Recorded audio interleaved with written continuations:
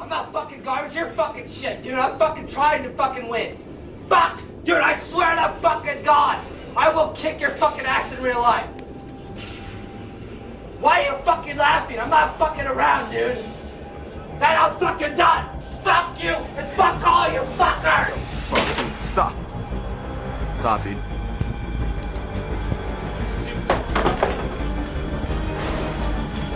Dude, fuck! What the fuck? Don't try to suppress the message The bad you don't speech like. never killed anyone, and I'm sorry, but Super Columbine Massacre happens to be the favorite video game of a man, a shooter, in that recent senseless attack in Canada. He said it was his favorite game. He learned something from that game, and then he copied it. The shooter, the killer, trained on a game called Super Columbine Massacre. Also Postal 2, both of which are murder simulation games in which the school shooters can rehearse and plan for and make themselves more efficient in these kind of murderous rampages. Jeffrey Weiss of Red Lake, Minnesota, a year and a half ago. He trained on Grand Theft Auto Vice City. I spoke with the FBI agent in charge there, and he said he could tell by the surveillance videos that he had basically done this before. He could tell his heart rate was below 60 beats per minute. He trained on a mass murder game, as I said, Grand Theft Auto. Until Monday, the worst school shooting in world history was in Erfurt, Germany, at the hands of Robert Steinhauser. He killed 16 and then himself, and he was immersed in the game Counter-Strike. It's a very violent, internet-based game in which you kill as many people as possible with all sorts of weapons.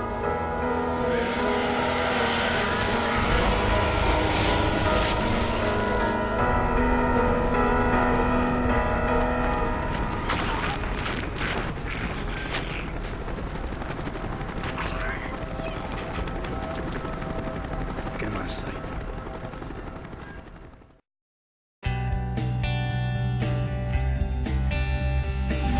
Whether that translates into real-world violence or not is an entirely different topic.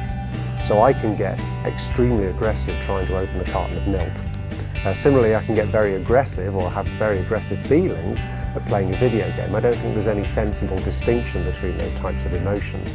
The question is, do they translate into the real world? The evidence is insufficient for us to say with any degree of confidence that video games actually cause real-world violence.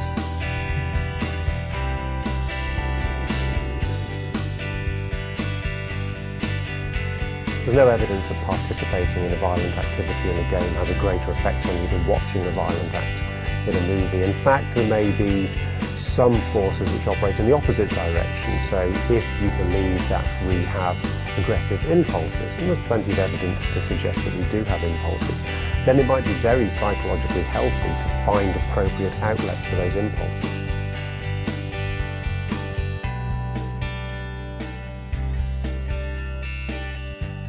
Violent video games have actually been found to reduce crime. The explanation of this being, if you're slapping a hoe made of polygons, you ain't gonna slap a hoe because she stole your bomb. For anybody not as African American as me, that basically means that if you are like killing people and doing this bad stuff in video games, you're less likely to want to actually do it in real life because you're like, oh, got my fair dosage of murder and gang rape today. Ah, so kind of like a punch bag then. Some good old cathartic relief. Makes sense. But we do have all of these folk beliefs about, well, if you run around shooting people, that's going to translate into your real-world behaviour. And people are much smarter than that. People are much more sensitive than that. People are not animals. They're intelligent, they're thoughtful, they know the distinction between fantasy and reality. So whereas it looks like an obvious, horrendous situation to present somebody with that kind of opportunity, it really doesn't lead to violent behaviour.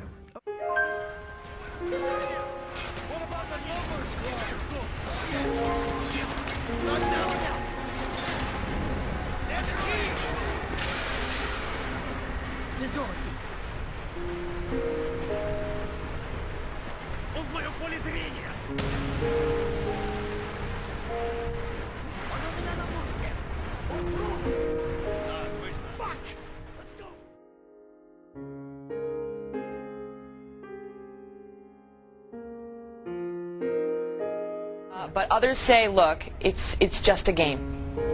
You know, I get so sick of hearing that excuse. It's just entertainment. It's completely harmless. We have so much evidence now that kids are very much affected by what they consume in the media. There are over 50 years worth of research, over 1,000 studies that have documented a causal relationship between exposure to media violence and aggressive behavior in children. There's no question that certain forms of video game violence can be correlated to aggression in the kids. If you're in a game where you're approaching the world over the barrel of a weapon and your job is to kill them before they kill you, you will get better at that. There's medical research that's come out more recently that has shown the same areas of the brain are stimulated when a child is exposed to media violence as are stimulated when they're exposed to real life violence. Some people are saying, you know, and you brought up the good thing, at what age is it appropriate? You know, then again, is it ever appropriate to assimilate killing people? Unfortunately, the most popular video games, even among very young kids, are the ones that reward you for doing violence against others. And when you think of the fact that people sat in front of a flight simulator and learned to fly planes well enough to bring the World Trade Towers to the ground, and we're putting our kids for fun in front of essentially killing simulators, where are we going with that?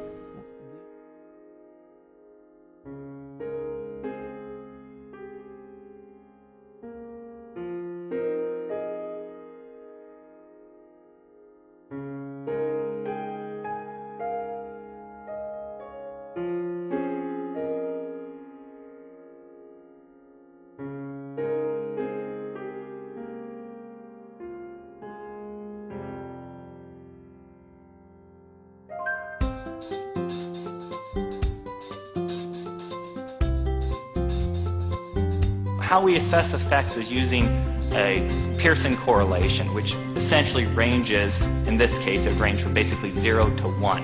A 1 would mean, wow, that's gigantic, that's the only thing causing it. A 0 would mean no effect at all. And what we find with video games is the effect size is about 0.17. So it's very small. It is positive, it's going in the positive direction, so there is an effect. But it's not as if it's a child's picking up a game and instantly they're becoming, you know, psychotic. It's a very small effect. It's a consistent effect, but small.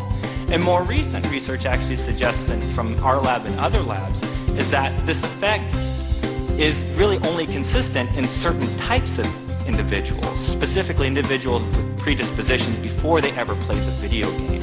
So certain psychological profile of, say, an adult or a child might make the video games have a greater effect on them.